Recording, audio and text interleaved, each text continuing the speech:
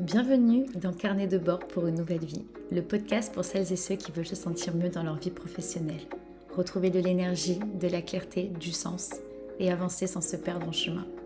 Ici, on parle de ce qui se joue vraiment derrière notre rapport au travail, la fatigue qu'on banalise, la pression qu'on porte, les envies de changement qu'on n'ose pas toujours écouter, les limites qu'on apprend à poser, cette quête d'équilibre entre ambition, santé, liberté et paix intérieure. Et de cette grande question, comment construire une vie pro qui nous ressemble vraiment, sans y laisser notre santé? À travers ce podcast, j'ai envie de t'offrir un espace vrai, simple, humain, sans injonction à devenir parfait, ultra productif ou à tout plaquer sur un coup de tête. Parce qu'on peut vouloir évoluer, réussir, entreprendre ou changer de voie, sans y laisser son énergie, sa joie de vivre, sa santé. Alors si tu sens qu'il est temps de remettre de l'air, du sens, du cadre et un peu plus de toi dans ta vie pro, bienvenue à bord. Hello, je suis ravie de te retrouver pour ce nouvel épisode. Ça va être 4 semaines particulières puisque je lance un challenge, le challenge Summer Reset Pro, 4 semaines pour mieux vivre ta vie professionnelle. Donc, bienvenue à toi. L'objectif de ce challenge, il est très simple. C'est tout simplement que tu puisses profiter de l'été pour ralentir un peu, faire le point sur ta situation professionnelle et aussi de reprendre de la clarté et surtout éviter d'arriver à la rentrée déjà rincé, fatigué, tendu et surchargé avec ton cerveau qui est en mode punaise, j'ai ouvert 46 000 onglets dans ma tête. Pendant ces 4 semaines, on va parler de ta relation de travail, de ton énergie, de ton organisation, de tes limites, de ton équilibre aussi, de tout ce que tu peux mettre en place progressivement, doucement pour mieux vivre ton quotidien professionnel. Alors ici, pas besoin de tout révolutionner, c'est pas l'objectif. Pas besoin de partir vivre dans une cabane au fin fond de la forêt en coupant tout accès au téléphone, wifi, etc. Non, ce sont des choses beaucoup plus simples, très efficaces et très utiles. Et donc du coup, pour cette première semaine, on va s'axer sur faire le point sur sa relation au travail. Ton travail prend-il trop de place dans ta vie professionnelle? Telle est la question. Et c'est pas uniquement dans ta tête, dans ton corps, dans tes soirées, dans tes week-ends, dans ta capacité à être là, présent avec toi-même ou avec les autres, parce que parfois le problème, c'est pas seulement le nombre d'heures que tu travailles. Le vrai sujet, c'est la place mentale que ton travail prend dans ta vie. Tu peux avoir fini ta journée à 18h, 17h, 19h, peu importe, mais continuer à penser aux mails que tu n'as pas envoyés à 21h30, à la réunion que tu as oublié de planifier. Bref, tu peux être en train de manger avec tes proches, mais avoir une partie de ton cerveau qui est restée bloquée sur une remarque d'un collègue, de ton manager, d'un membre de ton équipe, un client qui n'est pas content, une tâche oubliée. Et tu peux être en vacances physiquement, mais mentalement encore en mode réunion avec toi-même. Et là, soyons honnêtes, c'est pas juste être « je suis investi dans mon travail », c'est d'être absorbé. Et il y a vraiment une grosse différence entre les deux. Être investi, c'est aimer bien faire, c'est avoir envie de contribuer, c'est être sérieux, impliqué, engagé. Être absorbé, c'est quand le travail commence à prendre toute la place. C'est quand il devient difficile de décrocher, quand tu culpabilises dès que tu ralentis, dès que tu pars en vacances, c'est quand tu as l'impression que si tu ne gères pas tout, tout va s'écrouler. Oh mon Dieu, l'angoisse. Et là, du coup, petite alerte sympa, mais assez directe. Non, tu n'es pas censé être disponible mentalement pour ton travail 7 jours sur 7, 24 heures sur 24. Tu n'es pas un SAV. Ton cerveau n'est pas non plus un open space illimité et il a besoin du coup de respirer lui aussi. Et ce que je vois beaucoup, c'est cette difficulté à couper, que moi aussi, attention, j'ai connu. C'est pour ça que je parle en connaissance de cause. Clairement, ce qui se passe, c'est que tu termines ta journée, mais tu continues de ruminer, tu réponds à un message vite fait, tu regardes tes mails juste pour vérifier au cas où, et tu penses à demain, à la semaine prochaine, au truc que tu aurais pu dire, faire, au dossier que tu n'as pas forcément fini. Et plus tu fais ça, plus ton cerveau comprend que le travail peut en fait entrer partout. C'est la porte ouverte à tout, dans ta chambre, pendant que tu te laves, pendant que tu te brosses les dents, sur tes dimanches soirs, sur tes temps de repos. C'est juste horrible. Et c'est là que ton cerveau, en fait, il aime relancer tous les sujets relous dans tes propres moments à toi. Et le souci, c'est quand le travail prend trop de place mentalement, il ne te laisse plus assez d'espace pour toi, pour récupérer, pour respirer, pour souffler. Et sans récupération, tu finis par fonctionner en mode survie. Ce qui peut dire grosse surcharge mentale, épuisement professionnel, voire burn-out. Donc tu avances, oui, clairement, tu fais les choses, oui, d'accord. Tu tiens, oui, c'est génial. Mais à quel prix? Fatigue, irritabilité, tension, perte d'envie, perte de motivation, perte de concentration, culpabilité quand tu te poses, difficulté à vraiment profiter, à relâcher. Et parfois, tu ne te rends même plus compte que tout ça, c'est devenu normal. Et tu te dis que c'est comme ça, que ça va passer, que tu vas te reposer un peu, que ça ira mieux, que tu dois mieux t'organiser, que tu vas souffler aux prochaines vacances, que tout le monde est fatigué, que ça tire, blablabla. Sauf que non, ton corps et ton mental ne doivent pas et ne devraient pas attendre les vacances pour avoir le droit de souffler. Et c'est exactement pour ça que cette première semaine du challenge est importante, pour remettre un petit peu les pendules à l'heure. Donc avant de changer ton organisation, avant de poser de nouvelles limites, tu as besoin d'observer. Sans te juger, bien évidemment, sans te dire que tu fais mal les choses, sans dramatiser, juste observer. Quelle place prend vraiment aujourd'hui ton travail dans ton quotidien? Est-ce qu'il prend sa place ou toute sa place?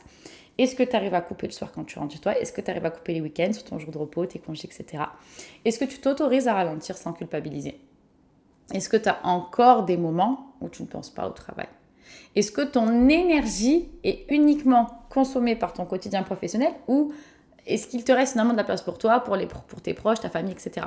Parce que le but, c'est pas de rejeter ton travail, c'est pas d'y claquer la porte au nez, parce que le travail, effectivement, ça peut être important, c'est important. Il peut être source de sens, de fierté, d'évolution, de reconnaissance, de lien, de confort, de créativité, bref, peu importe. Mais il ne doit pas devenir le centre de ta vie, ton centre de gravité.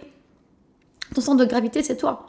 On est d'accord que si t'es pas bien aujourd'hui, que si t'es fatigué, que si t'es épuisé, alors oui, tu t'arrives à te rendre au boulot, tu arrives à continuer à faire ta vie, mais tu t'épuises à mettre ta santé à mal, à force de tirer sur la corde. Donc ton travail, il mérite une place dans ta vie, mais pas toute la place. Et cette phrase, je veux vraiment que tu l'intègres et que tu la gardes cette semaine, parce qu'elle remet les choses finalement au bon endroit, l'église au centre du village, si tu préfères. Donc tu peux être ambitieux sans t'oublier, tu peux être investi sans être absorbé, tu peux aimer ton travail finalement sans lui donner tout ton espace mental, et tu peux vouloir bien faire sans te sacrifier sur l'autel de la performance, quoi. Donc le but, c'est pas de devenir détaché de tout, c'est juste de retrouver une relation équilibrée, plus saine avec ton rapport au travail. Avec ton travail. Une relation où tu peux t'impliquer, mais aussi où tu dois et tu peux respirer. Où tu peux avancer, mais récupérer, prendre soin de toi. Où tu peux donner, mais te préserver. Alors du coup, cette semaine, je te propose un exercice très simple pour t'aider à tout ça. Pendant 3 jours, bien évidemment, si tu veux plus, vas-y. Il n'y a pas de, il n'y a pas de règle définie. Mais si je ne fixe pas un cadre, ça peut être tout et n'importe quoi. Donc pendant 3 jours, chaque soir, je souhaite que tu prennes 5 minutes avec toi-même, un moment au calme, et que tu notes 2 choses. C'est vraiment pas grand-chose. Qu'est-ce qui m'a pris aujourd'hui de l'énergie? Et qu'est-ce qui me donne de l'énergie? Qu'est-ce qui m'en a redonné? C'est tout. Pas besoin d'écrire un livre, pas besoin d'une illumination de fou. Tu notes tout simplement ce qui te passe par la tête. Ce qui t'a vidé, ce qui t'a nourri ou ce qui te nourrit. Par exemple, ce qui t'a pris de l'énergie, ça peut être une réunion trop longue, un appel qui a duré parce que tu as laissé parler à la personne et tu n'as pas posé tes limites, un manque de clarté, un échange un peu tendu, le fait de ne pas avoir posé ta limite ou de ne pas avoir dire non pour quelque chose, une urgence finalement qui n'en était pas une. Ça, c'est, par exemple, ça peut être des idées que je peux te donner comme ça. Des choses qui t'ont redonné ton énergie, c'est de manger pendant 1 heure sans téléphone, de faire une vraie pause, un repas pris tranquillement, te mettre en mouvement, une conversation sympathique, un truc simple que tu as fait dans ta journée qui t'a fait du bien. Et l'objectif en fait de cet exercice, c'est pas non plus d'analyser, de scruter toute ta journée. C'est juste de commencer à repérer les signaux. Et tu vas vite le ressentir, ce qui t'a pris de l'énergie ou pas. Tu vas vite le voir. Et ce qui t'en a donné, tu le ressens vite aussi. Parce qu'en fait, quand tu observes ce qui te prend de l'énergie, ce qui t'en donne et ce qui t'en redonne, tu commences à mieux comprendre ta relation au travail. Et c'est là que tu vas pouvoir adapter et mettre des choses en place pour justement, ce qui te prend de l'énergie, c'est de faire en sorte que ça te prenne moins d'énergie. Peut-être en posant tes limites, en coupant une conversation plus rapidement, de ne pas laisser te déborder par cette conversation. Il y a plein de choses que tu vas pouvoir mettre en place. Et donc, au milieu de tout ça, tu vas avoir ce qui te pèse, ce qui te ressource, ce qui revient souvent et justement ce que tu peux ajuster. Et parfois, tu réalises que ce ne sont pas les grosses choses qui t'épuisent, ce sont des petits trucs répétés, des petites habitudes de ton quotidien où tu ne te rends même plus compte. Les notifications, les interruptions, les je réponds juste à ça, les je vais finir ce soir, je suis disponible, je fais vite. Et en fait, à l'inverse, tu verras que ce ne sont pas toujours les grandes vacances du coup, qui vont te faire du bien et te permettre de te régénérer. Ce sont les petits espaces simples que tu intègres et que tu remets ou que tu mets dans ta journée. Ça peut être de faire une pause de 10 minutes dehors, sans téléphone, manger tout seul, sans notification, une vraie pause repas, une limite que tu vas poser, un échange que tu vas écourter, un mail finalement auquel tu vas passer au travers parce que c'est pas une urgence et tu vas te consacrer à autre chose. Et en fait, c'est là que la transformation commence. C'est pas par un changement spectaculaire, mais par déjà une prise de conscience. Donc cette semaine, ton seul job à toi, c'est d'observer. Pas de dire que tu dois tout changer du jour au lendemain, non, c'est pas l'objectif. C'est d'observer avec honnêteté. Qu'est-ce que mon travail aujourd'hui prend comme place dans mon quotidien? Qu'est-ce que je veux garder? Qu'est-ce que je veux ajuster? Qu'est-ce que je ne veux plus laisser s'installer? Et une fois que tu as analysé ça, tu vas mettre en place des micro-actions pour ne plus te laisser déborder. Parce qu'encore une fois, ton travail mérite une place dans ta vie, mais pas toute la place. Donc si tu sens aujourd'hui que tu as besoin d'aller plus loin pendant l'été, j'ai créé pour toi un guide 100% gratuit pour t'accompagner, le kit vacances reset d'été. C'est un support très simple pour t'aider à faire le point, à souffler, à te reconnecter à tes besoins et à préparer ta rentrée plus sereinement. Et surtout, éviter de repartir dans le même rythme qui t'épuise aujourd'hui sans même que parfois tu t'en rendes compte. Donc, tu trouveras le lien juste en dessous de la vidéo si tu souhaites aller télécharger le kit. Et donc, pour cette semaine, commence déjà par ça.